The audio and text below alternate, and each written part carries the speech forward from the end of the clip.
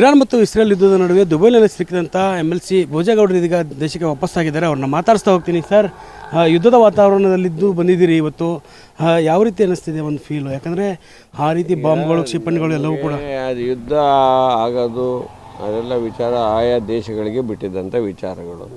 ಆ ಯುದ್ಧ ಆಗುತ್ತೆ ಅಂತ ಅಲ್ಲಿದ್ದಂಥ ನಮ್ಮ ಎಂಬೆಸಿಗೆ ಗೊತ್ತಿರಬೇಕಲ್ವ, ಗೊತ್ತಿದೆಯಲ್ಲ ವಿಷಯ.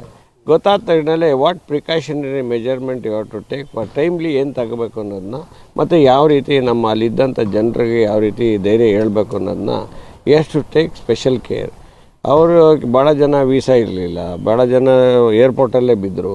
ಅವರಿಗೆಲ್ಲ ಏನಾರು ಒಂದು ಆಚೆ ತರಬೇಕಲ್ಲ ಎಂಬೆಸಿ ಮನಸ್ಸು ಮಾಡಿದರೆ ಯಾರಿಗೆ ವೀಸಾ ಇಲ್ಲ ಅವರಿಗೆಲ್ಲ on the spot on arrival visa ದುಬೈನಲ್ಲಿ ಕೊಡ್ಬೋದು. ನನಗೇನೋ ಅಮೇರಿಕಾ ವೀಸಾ ಇತ್ತು, ಮನೆಯವ್ರಿಗೆ ಇತ್ತು, ಇಮಿಡಿಯೇಟ್ ಕೊಟ್ಟು ನಾವು ಅಲ್ಲಿಂದ ಆಚೆ ಬಂದು ರಾತ್ರಿಯೆಲ್ಲ ಒಂದಷ್ಟು ಜನ ಏರ್ಪೋರ್ಟಲ್ಲಿ ಸತ್ತಿದ್ದಾರೆ. ಅವ್ರ ಬಗ್ಗೆ ನೋಡಬೇಕು ಅನ್ನೋದು ನನಗೆ ಭಾಳ ಇದಿತ್ತು. ಅದನ್ನು ಮಾಡಲಿಲ್ಲ embassy. It didn't open is mouth what as upon, ಯಾರಿಗೆ ಏನಾಗಿದೆ ಏನಾದ್ರು ಹೇಳ್ಬೇಕು ಅನ್ನೋ ಬಗ್ಗೆ ಏನು ಹೇಳಲಿಲ್ಲ. ಆಮೇಲೆ ಸ್ಟೇಟ್ ಗೌರ್ಮೆಂಟಿಂದ ಪಾಪ ನಮ್ಮ ಇಮಿಡಿಯೇಟ್ ನಮ್ಮ ಕುಮಾರಣ್ಣ ನನಗೆ ಫೋನ್ ಮಾಡಿ ಅವರು ಒಂದು ಹೋಟೆಲ್ ಗಿಟೆಲ್ಲ ಮಾಡಿಕೊಡ್ತಕ್ಕಂಥದ್ದು ಎಲ್ಲ ವ್ಯವಸ್ಥೆ ಮಾಡಿ ಅಲ್ಲಿಂದ ನಾನು ಶಿಫ್ಟ್ ಆದೆ.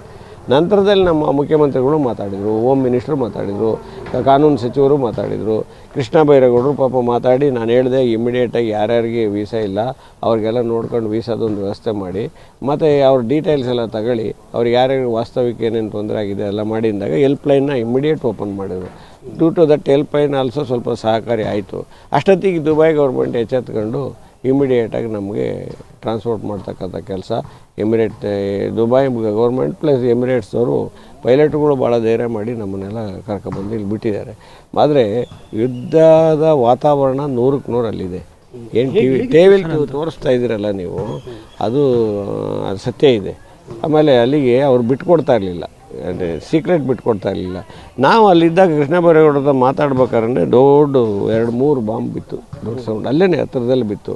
ಅದು ಎಲ್ಲಿ ಬೀಳ್ತಾ ಇದ್ದು ಕಾಣ್ತಾ ಇರಲಿಲ್ಲ ನಮಗೆ. ಬಿದ್ದಿದ್ದು ಸೌಂಡು, ಆ ಸೌಂಡ್ ಭಯಂಕರವಾಗಿತ್ತು. ಖಲೀಫಾ ಬಿಲ್ಡಿಂಗ್ ಹತ್ರನೇ ಬೆಂಕಿ ಉರಿತಾ ಇತ್ತು. ಇನ್ನೊಂದು ಪ್ಯಾರಾಮೌಂಟ್ ಹೋಟ್ಲು, ಅಲ್ಲಿ ನಾನು ಹೋಟ್ಲ್ ಚೆಕ್ಕಿನ್ ಆಗ ಮುಂಚೆ 1 ಗಂಟೆ ಮುಂಚೆ ಅಲ್ಲಿ ಬಿದ್ದು ಉರಿತಾ ಇತ್ತು. ಇದೆಲ್ಲ ಕಣ್ಣಲ್ಲಿ ಟಿ ವಿ ಮುಖಾಂತರ ನೋಡಿದ್ದು. ಮತ್ತು ಸೌಂಡ್ಗಳಂತೂ ರಾತ್ರಿ ಹೋಟ್ಲಲ್ಲೂ ಹೇಳಿಸಿ ನಮ್ಮನ್ನು ಸೆಲ್ಲರ್ಗೆ ಹಾಕಿದ್ದು. ಇದೆಲ್ಲ ಅಲಾರಾಮ್ಗಳಿತ್ತಲ್ಲ, ಅದರಲ್ಲೇ ನಾವು ಭಯ ಅರ್ಧ ಆಗ್ತಾಯಿತ್ತು, ಭಯ ಇತ್ತು. ಅಲ್ಲಿದ್ದಂಥ ನಮ್ಮ ಕನ್ನಡಿಗರು ಕೂಡ ಭಾಳ ಭಯದ ವಾತಾವರಣದಲ್ಲೇ ಇದ್ದರು. ಅವ್ರಿಗೆ ಒಂದು ಸರಿ ವಾಪಸ್ ಹೋಗ್ತೀವೋ ಇಲ್ಲ ಅನ್ನೋದು ಭಾಳ ಜನಕ್ಕೆ ಫೋನಲ್ಲಿ ಮಾತಾಡಿದ್ನಲ್ಲ, ಸರ್ ಸಣ್ಣ ಮಕ್ಕಳು ನಮಗೇನು ಗೊತ್ತಾಗ್ತಾ ಇಲ್ಲ, ಹೋಟ್ಲಲ್ಲಿದ್ದೀವಿ, ಹೋಟ್ಲಲ್ಲಿ ನಮ್ಮದು ಟಿಕೆಟ್ ಬೇರೆ ಈ ಥರ ಆಯಿತು, ಅದೆಲ್ಲ ಏನಾಗಲ್ಲ ರೀ, ಅದೆಲ್ಲ ಗೌರ್ಮೆಂಟ್ ನೋಡ್ಕೊತಾರೆ, ಅದೇ ನೀವು ಎಲ್ಲಿರ್ಬೇಕು ಅಲ್ಲಿ ಇರ್ರಿ ಆರಾಮಾಗಿ ಅಂತ ಹೇಳ್ತಾಯಿದ್ದೆ. ಬಟ್ ಯಾರು ಹೇಳಿ ಭಾಳ ಜನ ಆತಂಕದಲ್ಲಿದ್ದರು. ಬಟ್ ನಿನ್ನೆ Dubai government took very bold step and Emirates pilots ಕೂಡ ಇಮಿಡಿಯೇಟಾಗಿ ಬೇರೆ ರೂಟನ್ನೇ ಚೇಂಜ್ ಮಾಡ್ಕೊಂಡು ನಮ್ಮನ್ನು ಕರ್ಕೊಂಬಂದು ಇಲ್ಲಿ ಬಿಟ್ಟೆ. 4 ಫ್ಲೈಟ್ ಹೋಯ್ತು ನಿನ್ನೆ. ಸರ್, ನೀವು ಹೇಗೆ ಹೋಗಿದ್ರಿ ಅಲ್ಲಿ? ಯಾವ ರೀತಿ ಸಿಲ್ಕಾಕೊಂಡ್ರಿ? ನೀವು ನೋಡಿ, ಟ್ರಾನ್ಸಿಸ್ಟ್ ಪ್ಯಾಸೆಂಜರು. ನಿನ್ನೆ ಆಗಿದ್ದ ಘಟನೆ ಕೇಳಿ, ನಾನು ಮನೆಯವರು ಸ್ವಲ್ಪ ಹೊರಗಡೆ ಪಕ್ಕದಲ್ಲೇ ಅಲ್ಲೇ ಒಂದು ಶಾಪಿಂಗ್ ಮಾಲ್ ಇದೆ, ಅಲ್ಲಿಗೆ ಹೋಗೋಣ ಅಂತ ಡ್ರೈವರ್ ಕರ್ಕೊಂಡು ಆಚೆ ಹೋಗ್ತಾಯಿದ್ದು ನಮ್ಮ ಕುಲಸ ಮನೆಯಿಂದ. ಹೋಗ್ಬೇಕಾದ್ರೆ ನನಗೆ ಫೋನ್ ಮುಂಚೆನೇ ಫೋನ್ ಬಂದಿದೆ, ನಾನು ಫೋನ್ ತೆಗೆದಿಲ್ಲ. ನಾನು ಆವಾಗ ರೆಡಿಯಾಗಿ ಹೊರಡುವಾಗ ನಾನು ನೋಡಿಲ್ಲ ಮಿಸ್ ಕಾಲು. ಏರ್ಪೋರ್ಟಿಂದ ನಮ್ಗೆ ಭಾಳ ಬೇಕಾದರೂ ಫೋನ್ ಮಾಡಿದರು ಎಮಿರೇಟ್ಸ್ ಅವ್ರು ನಮ್ಮ ಮೂಡುಬಿದ್ರೆ ಅವ್ರು ಫೋನ್ ಮಾಡಿದ್ರು. ಅವ್ರು ಫೋನ್ ಮಾಡಿ, ಸಾರ್ ಬೇಗ ಬಂದುಬಿಡಿ, ಇಮಿಡಿಯೇಟು ಫ್ಲೈಟ್ ಹೊರಡ್ತಾಯಿದೆ ಅಂತ ನನಗೆ ಮೆಸೇಜ್. ಅಯ್ಯೋ, ನಾನು 6 ಗಂಟೆಗೆ ಹೇಳಿದೆ ಸರ್ ನಿಮ್ಗೆ ಹೇಳೋಣ, ನೀವು ಫೋನ್ ತೆಗೆದಿಲ್ಲ ಅಂದರು. ಸೊ ನಾನು ಕಾರಲ್ಲಿ ಕೂತಾಗ ಹೇಳಿದರು. ಆಚೆ ಬಂದಿದ್ದೀನಿ, ಆಚೆ ಬಂದು ದುಬೈನಲ್ಲಿ ಬೇರೆ ಇದಕ್ಕೆ ಹೋಗ್ತಾಯಿದ್ದೀನಿ, ನನ್ನ ಲಗೇಜೆಲ್ಲ ಮನೇಲಿದೆ, ಲಗೇಜೆಲ್ಲ ಬಿಟ್ಬಿಟ್ಟೆ ಏರ್ಪೋರ್ಟಿಗೆ ಬಂದೆ. ನಾನು ಬಿಟ್ಟು ಏರ್ಪೋರ್ಟಿಗೆ ಬಂದು ಬೇಗ ಮಾಡಿ ಪಾಪ ಅವರು ಇಮಿಡಿಯೇಟಾಗಿ ಬೋರ್ಡಿಂಗ್ ಪಾಸ್ ಎಲ್ಲ ತೆಗೆದ್ರು. ಅಷ್ಟೊತ್ತಿಗೆ ನಮ್ಮ ಚಿಕ್ಕಮಂಗ್ಳೂರಿನವರು ಮತ್ತು ಬೇರೆ ಸ್ನೇಹಿತರೆಲ್ಲ ಇದ್ದರು, ಅವರಿಗೆಲ್ಲ ಫೋನ್ ಮಾಡಿದೆ, 25-30 ನಿಮಿಷದಲ್ಲಿ ಅರ್ಜೆಂಟ್ ಏರ್ಪೋರ್ಟಿಗೆ ಬನ್ನಿ ಅಂತ. ಅವ್ರನ್ನ ಕೇಳ್ಕೊಂಡೆ, ಆಯಿತು ಅವ್ರನ್ನೂ ಒಳಗೆ ಹಾಕ್ಸ್ತೀನಿ.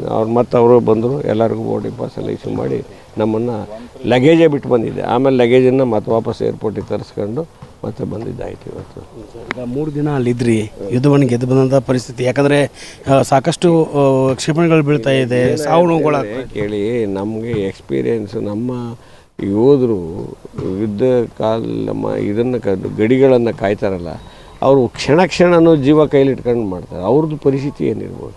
ನಮಗೆ ಅದು ನೆನಪಾಯ್ತು ನಮಗೆ. ನಮ್ದು ಯಾವುದು ಬಿಡಿ, ನಮ್ಗೆ ಆಯಿತು, ನಾವು ಏನಿಲ್ಲ ಆ ಪರಿಸ್ಥಿತಿಯಲ್ಲಿ ನಮಗೇನು ಬೇಕಾದ್ರೂ ಆಗ್ಬೋದಿತ್ತು. ನಾವು ವಾಪಸ್ ಹೋಗ್ತೀವಿ ಹೋಗಿಟ್ಟು ಅದೆಲ್ಲದೂ ಆಲೋಚನೆಗಳು ಬಂದಿದೆ.